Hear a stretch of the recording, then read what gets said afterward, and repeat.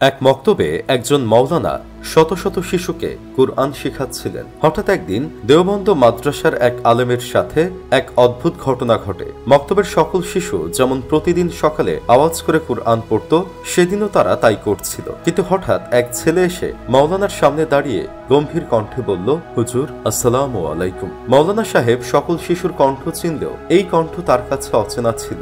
এই অপ্রত্যাশিত ঘটনায় মাওলানা সাহেব কিছুটা বিচলিত হয়ে পড়লেন। তিনি শিশুটির জবাব দিলেন। 7-8 বছর বয়সী সেই শিশুটি মাথা নিচু করে দাঁড়িয়েছিল, কিন্তু তার কণ্ঠ শ্রবণ থেকে মনে হচ্ছিল না যে সে এত ছোট।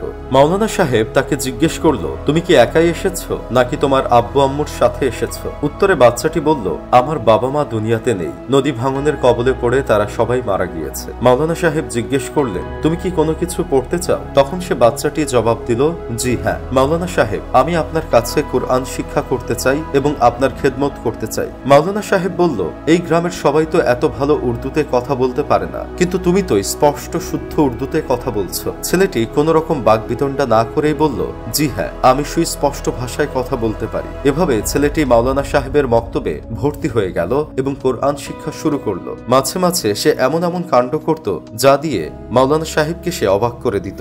মাওলানা সাহেবের মক্তবের শিশুরা প্রায় ঘর থেকে খাবার আনত। একদিন আনা খাবার তার পছন্দ না হওয়ায় তিনি মন্তব্য করলেন, শাকসবজি আমার হজম হয় না, একটু মাছ মাংস খেতে ভালো লাগতো। কথাটা শুনে এক ছোট্ট ছেলে বলে উঠল, মাওলানা আমি আপনার জন্য মাছ মাংস নিয়ে আসব।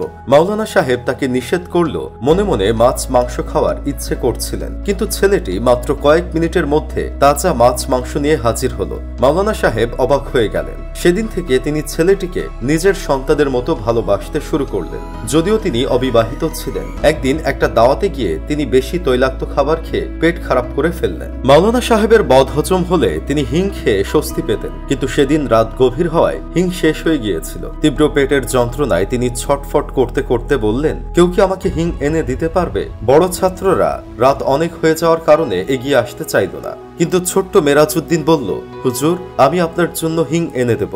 মাওলানা সাহেব তাকে নিষেধ করল। মেরাজউদ্দিন দ্রুত বেরিয়ে গেল।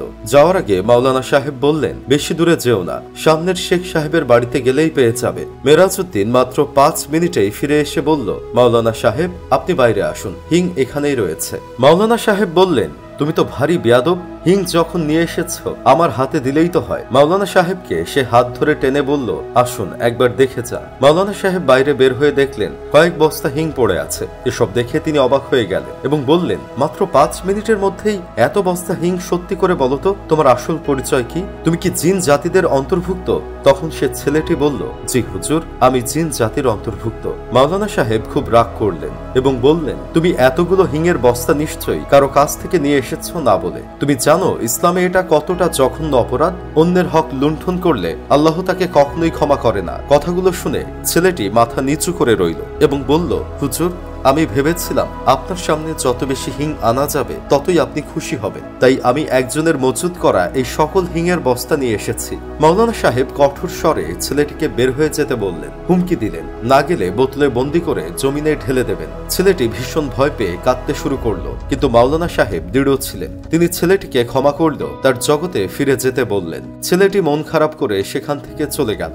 আরেকদিকে মাওলানা সাহেব ছিলেন একজন দক্ষ ঝাড়ফুঁককারী। তিনি সূরা ফাতিহা, নাস ও ফালাক পড়ে মানুষকে সুস্থ করতেন।